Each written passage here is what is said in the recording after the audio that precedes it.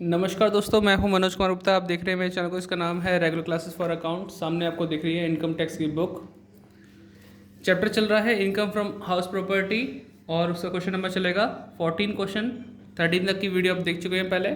14 question आपको पढ़ा कर दिखाते हैं। अगर आपको यहाँ से दिख रहा है तो ठीक है, अदरवाइज स्टैंड को थोड़ा नीचे कर देते हैं जिससे और अच्छे से दिखाई दे। तो ये है क्वेश्चन हमारा। Mr. X on two building in Chennai city. Details relating to the properties are given below. दो बिल्डिंग है हमारे पास। Building first use as residence. Annual rental value दे रखी है आपकी 1,45,000। टैक्स पे किया 28,000। रिपेयर दे रखी है एक्चुअल 40,000। सेकंड बिल्डिंग के बारे में लिखा हुआ है building to rent collect for 12 month at the rate 4,000 per month के हिसाब से 48,000। टैक्स पे किया 12,000। Interest paid on mortgage loan on building 5,000। इसका मतलब समझो क्या होता है। Interest paid on mortgage loan on building, building को गिरवी रखा, उस पर लोन लिया और उस पर इंटरेस्ट बनता है हमारा 5,000। लोन कितना है ये देखो जरा। The mortgage loan was 50,000 and it was used as follows. आपने 50 का लोन लिया, 50 पे इंटरेस्ट बनता है 5,000, लेकिन 50 का आपने यूज़ कैसे कैसे किया। Remodelling building number 2 for getting higher rent. Building को आपने रिन्यू कराया है और उसके लिए 25,000 रुपये खर्च किया। 50 का लोन लिया लेकिन खर्च कितना हो बिल्डिंग 2 पे 25,000। बाकी कहाँ खर्चा हो रहा है देखो जरा।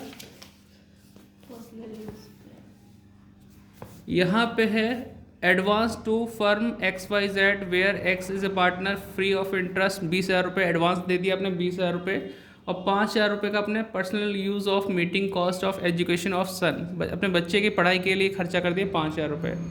यानी 50 का लोन लेके सिर्फ 25,000 ही मकान पे खर्च किया, बाकी आपने इधर उधर खर्च कर दिया।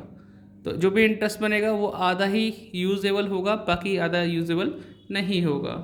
You are requested to compute income from house property of Mr. X for assessment year 2023-24 के लिए निकालना है।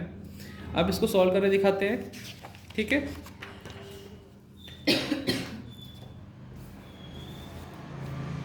क्वेश्चन सॉल्व हो चुका है पहले से, बस आपको समझाना है कैसे कैसे हो रहा है। तो यहाँ से स्टार्टिंग है क्वेश्चन नंबर 14 की। यहाँ लिखा computation of taxable income from house property for the assessment year 2023-24, ये लिख दिया। फर्स्ट पोर्शन है बिल्डिंग ए के लिए यूज्ड एज रेजिडेंस, यानी खुद के रहने के लिए यूज़ किया आपने, तो उसकी स्टार्टिंग आपकी ग्रॉस एनुअल वैल्यू से होगी निल, उसे निल बोलेंगे, यानी कोई इनकम नहीं हुई इससे। लेस म्यूनसिपल टैक्स, वो भी निल रहेगा। माइनस करके जो बचता है वो एनुअल वैल्यू निल रहेगा। डिडक्शन अंडर सेक्शन 24 के अकॉर्डिंग 30% ऑफ AV, वो भी निल रहेगा। इंटरेस्ट ऑन लोन, इस बिल्डिंग पे कोई लोन नहीं लिया, कोई इंटरेस्ट नहीं बनता, तो वो भी निल है। सब कुछ करके निल और माइनस करके भी क्या है निल। तो इनकम फ्रॉम HP लिखो या लॉस फ्रॉम HP लिखो, सब कुछ निल है। फिलहाल मैं इनकम के नाम से लिखूंगा इसमें, क्योंकि अभी ये नेगेटिव भी नहीं है पॉजिटिव नहीं है, तो हम इसे इनकम मानेंगे, लेकिन क्या निल, ठीक है। अगर ये नेगेटिव में कुछ बचता तो लॉस फ्रॉम HP लिखते हैं। तो ये हमने पोर्शन सॉल्व कर दिया। आप वीडियो को पॉज करके इतना नोट डाउन कर लीजिए, ठीक है। अब आगे वाले पोर्शन चलते हैं। सेकंड बिल्डिंग पे स्टैंड ऊपर करते हैं थोड़ा सा, ठीक है। यहाँ से दिख रहा है second building as let out.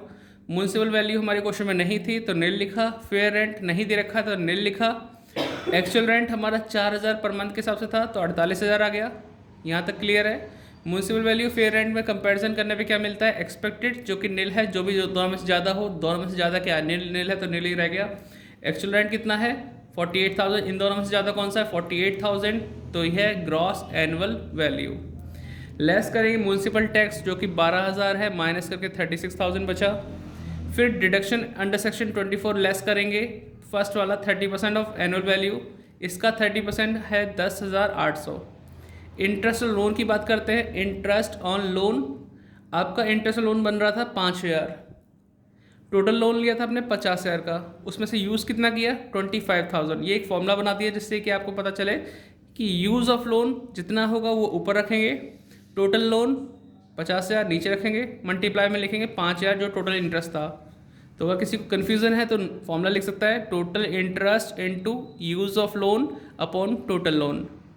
अगर जैसे मैं बोलूँ कि 50 में से 25,000 यूज़ किया, सीधा सा मेथड बनता है, आपने लोन में से आधा यूज़ किया तो इंटरेस्ट भी आधा दिखाओगे 2,500 रुपये। लेकिन अगर कोई बोलता कि हमने सिर्फ 30,000 यूज़ किया है तो फिर वहाँ हाफ वाला हिसाब किताब नहीं बनता। तो आपको वहाँ पे अगर 30,000 यूज़ कर रहा है तो जो इंटरेस्ट है टोटल इंटू 30,000 अपन 50,000 आपका सॉल्व करके 3,000 आ जाएगा। तो जैसे जैसे कैटेगरी में यूज़ हुआ वैसे वैसे आप यहाँ पे लिख सकते हैं। इन दोनों को प्लस करेंगे 13,300 आएगा टोटल करके, माइनस करेंगे 22,700 आ गया। तो सेकंड बिल्डिंग से इनकम इतनी है, फर्स्ट बिल्डिंग से नील था। तो total taxable income from HP पहले पोर्शन में नील, सेकंड वाले में 22,700, टोटल 22,700 आ गया। बस इतना सा क्वेश्चन है, छोटी सी वीडियो है। अगर आपने पूरी देखी है तो आपको सबको समझ में आ गया होगा। कोई अगर दिक्कत है बताना कमेंट करके। अगर ये बुक आपके पास नहीं है, आप किसी और बुक से पढ़ते हैं जैसे निरूपम है, स्वाति है, तो आप अगर बुक लेना चाहें तो डिस्क्रिप्शन में लिंक है इस बुक का, परचेज़ कर सकते हैं और डिस्क्रिप्शन में पढ़ लेना। नेक्स्ट वीडियो में मिलेंगे, बाय बाय।